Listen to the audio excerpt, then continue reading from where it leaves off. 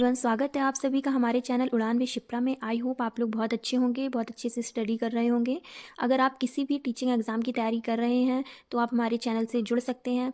देखिए, UP TET का भी नोटिफिकेशन आ चुका है, सुपर टेट का सिलेबस आ चुका है, एमपी टेट का भी कैलेंडर आ गया है, उसका भी अगस्त में एग्ज़ाम होना है, जुलाई में यूपी टेट का होना है, DSSC PRT की भी डेट आ चुकी है। तो अगर आप लोग टीचिंग एग्ज़ाम की तैयारी कर रहे हैं और आपने हमारा इससे पहले वाला वीडियो हिंदी वर्णमाला का देखा होगा, अगर नहीं देखा है तो जाइए चैनल पर और देखिएगा। वर्णमाला चैप्टर है हिंदी का, उसका वीडियो डला हुआ है। आज हम पढ़ेंगे संधि, तो स्टार्ट करते हैं संधि। देखिए, मेरे ये कुछ नोट्स हैं जो मैंने खुद तैयार किए हैं, मैंने खुद बनाए हैं, तो मैं आप लोगों से शेयर कर रही हूँ। अगर आपको पसंद आता है वीडियो तो चैनल को सब्सक्राइब करें, वीडियो को लाइक करें एंड शेयर करें, फॉलो करें। देखिए, संधि संधि क्या है? दो वर्डों का जोड़ है। जब दो वर्डों के मेल से कोई परिवर्तन, विकार या बदलाव होता है तो उसे संधि कहते हैं। देखिए, संधि कितने प्रकार की होती हैं? संधि 3 प्रकार की होती हैं: स्वर संधि, व्यंजन संधि, विसर्ग संधि। स्वर संधि, स्वर और स्वर को मिलाकर स्वर संधि बनती है। व्यंजन और स्वर या व्यंजन को मिलाकर व्यंजन संधि मिलती है। विसर्ग के साथ स्वर या व्यंजन का मेल होता है तो बनती है विसर्ग संधि। आज के हम इस वीडियो में स्वर संधि के बारे में पढ़ेंगे, क्योंकि स्वर संधि से ही सबसे ज़्यादा क्वेश्चन आते हैं और व्यंजन और विसर्ग से भी आते हैं। लेकिन आज हम इस वीडियो में स्वर संधि कंप्लीट करेंगे और नेक्स्ट पार्ट लाएंगे, उसमें व्यंजन और विसर्ग को कंप्लीट करेंगे।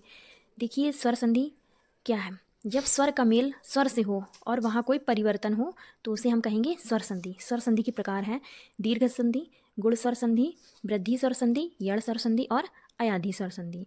ये 5 प्रकार होते हैं स्वर संधि के। अब हम बात करेंगे दीर्घ स्वर संधि के। मैंने पहले से ही नोट्स बना रखे हैं ताकि मैं एग्ज़ाम आता है तो मैं उसको रिवाइज़ कर लेती हूँ, वही नोट्स आप लोगों से मैं शेयर कर रही हूँ।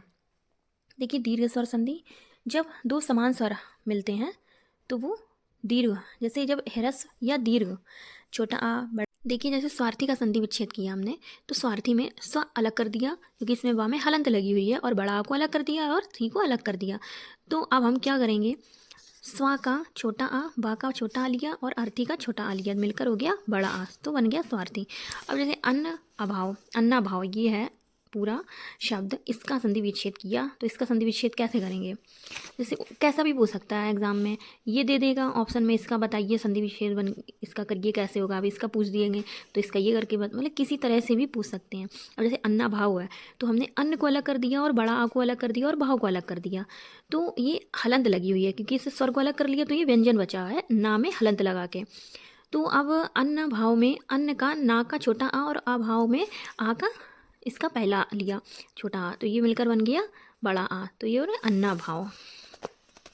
तो जैसे गुरूपदेश, ये भी दीर्घ स्वर संधि है, तो इसमें हमने क्या किया? गुरूपदेश में रा को छोटा ऊ ये लिया और इसका पहला लिया छोटा ऊ, तो ये मिलकर बन गया बड़ा ऊ, तो ये बड़ा ऊ बन गया। तो ये हम करेंगे गुरु, इसका गुर हलंत लगा हुआ अलग करेंगे, बड़ा ऊ और प्रदेश गुरूपदेश बन गया। ऐसे ही पितृ ऋणम में पितृ त्रा का री लिया और ये री लिया तो ये बन गया बड़ा री। अब ये मिस्टेक करेंगे, ये है हिरस्वरी, हिरस्वरी, और ये जब मिलकर बनेगा तो ये दीर्घ री बनेगा। गुण स्वर संधि में देखिए क्या होता है कि जब ह्रस्व या दीर्घ, छोटा आ या बड़ा आ का मेल छोटी ई या बड़ी ई से हो तो दोनों का मिलकर ए हो जाता है, और छोटा ऊ और बड़ा ऊ का मेल हो किससे? छोटा आ और बड़ा आ से, तो दोनों मिलकर ओ हो जाता है। यदि री से हो, छोटा आ या बड़ा आ का मेल री से हो तो हो जाता है मिलकर अर। तो अब ये तीनों के एग्जाम्पल हैं। जैसे कि पहला एग्जाम्पल है हमारा विवाह है। जैसे देखिए, जैसे विवाहेतर का संधि विच्छेद किया तो इसका क्या होगा संधि विच्छेद? विवाह धन इतर, क्योंकि हा का इसका अंतिम लिया छोटा आ और इसका पहला लिया छोटी ई, तो आ और ई मिलकर हो गया ए, तो विवाहेतर। जैसे मानव धन उचित का, तो ये लिया वाह, क्या हो गया? छोटा आ, और ये छोटा ऊ, तो आ और ऊ मिलकर, ये देखिए अगर छोटा आ ह्रस्व या दीर्घ, छोटा आ बड़ा आ का मेल किससे होता है? ऊ से होता है, ऊ या ऊ से होता है, तो दोनों मिलकर ओ हो जाते हैं। तो ऐसे ही इसका मिला हुआ मेल, तो ये बन गया ओ, तो मानवोचित हो गया। ऐसे ही महाधन ऋषि, बड़ा आ और री, तो हो गया महर्षि, ये ग्रीष्म ऋतु। अब बात करते हैं वृद्धि स्वर संधि की। वृद्धि स्वर संधि की पहचान है आई और औ। यदि छोटा आ और बड़ा आ का मेल ए आई से होता है तो बनता है आई, और अगर ओ औ से होता है तो बनता है औ। अब ये देखिए इसका संधि विच्छेद के एग्जाम्पल हैं वृद्धि स्वर संधि के। जैसे लोक ऐषणा, तो ये क्या है? छोटा आ इसका अंतिम लिया छोटा आ और ये इसका पहला वर्ड लिया ए, तो ये बन गया आय, लोकैषणा। एक धन एक, तो देखिए इसका लिया अंतिम वर्ड, तो ये बना आ, छोटा आ और ये ए, आ और ए मिलकर क्या बनेगा आय, तो एकाएक।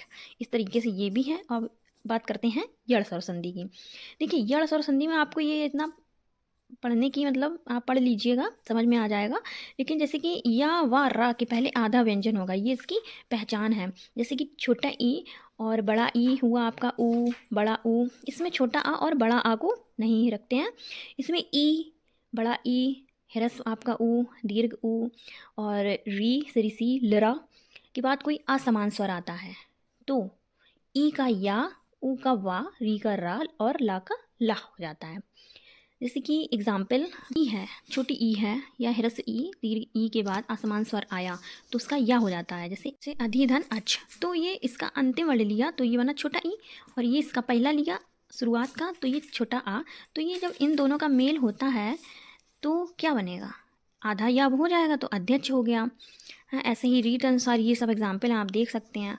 और ये देखिए छोटा ऊ है, बड़ा ऊ है, इसके बाद असमान स्वर आएगा तो हो जाएगा वा। जैसे सुधन अल्प, तो ये है छोटा ऊ और ये है छोटा आ, तो इसका पहला, ये तो पहला है ही, तो इन दोनों का मेल हुआ तो बन गया वा, तो ये बना स्वल्प। और ये कुछ एग्जाम्पल आप देख सकते हैं।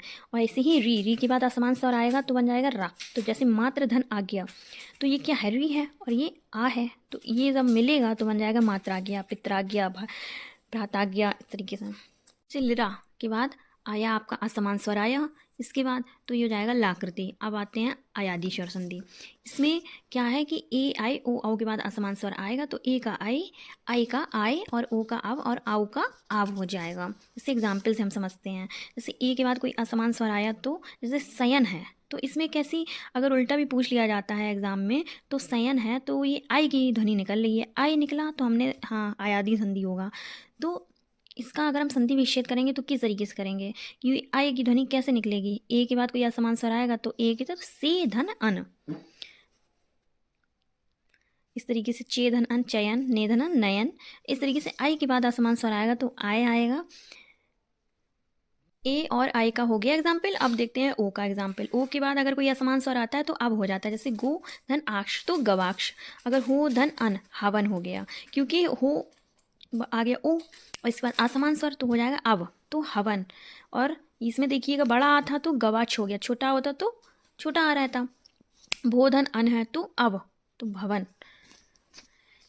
ये देखिए औ के बाद अगर असमान स्वर आएगा तो आव हो जाएगा। जैसे पौ धन अन पावन, अगर पावन आ जाता है एग्जाम में तो हम कहेंगे आव, तो इसका मतलब अयादि। आव का मतलब है कि औ के बाद कोई असमान स्वर आया है तो हम करेंगे पौ धन अन पावन। इस तरीके से ये एग्जाम्पल है अयादि संधि की। तो आज हमारा स्वर संधि कंप्लीट हुआ। अगर आप लोगों को अच्छा लगता तो आप लोग स्क्रीनशॉट ले लीजिएगा और दोबारा से वीडियो को सुन लीजिएगा। जहाँ ना समझ में आए तो बार बार रिवाइज कर लेना। और हाँ, आप कोई भी बुक ले लेना, जैसे कि मैं आदित्य पब्लिकेशन की हिंदी की बुक है, उसी से मैं पढ़ती हूँ और प्रैक्टिस है, उसी से आप प्रैक्टिस भी कर सकते हैं, क्योंकि प्रैक्टिस से ही हमारी चीज़ें कंप्लीट होती हैं। और अगर आपको ये वीडियो पसंद आया हो तो प्लीज़ चैनल को सब्सक्राइब करें, वीडियो को लाइक करें एंड शेयर करें। कल हम मिलते हैं व्यंजन संधि और विसर्ग संधि को लेकर वीडियो बनाएंगे, और आप लोग प्लीज़ चैनल को सपोर्ट करिएगा। Thank you so much.